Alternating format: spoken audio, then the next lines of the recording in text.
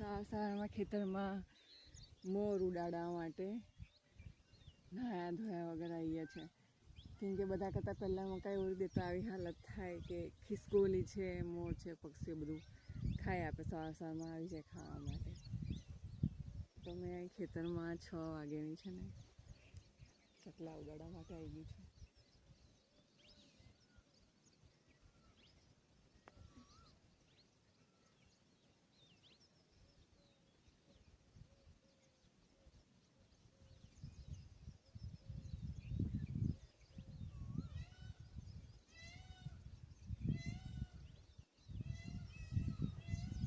વરસાદ બી અલગ અલગ વિસ્તારમાં અલગ અલગ છે. અમારા વિસ્તારમાં ખાસું એવું ખેંચાઈ ગયું છે, તો જમીનમાં પાણી જોઈએ એવું ઉતર્યું નથી.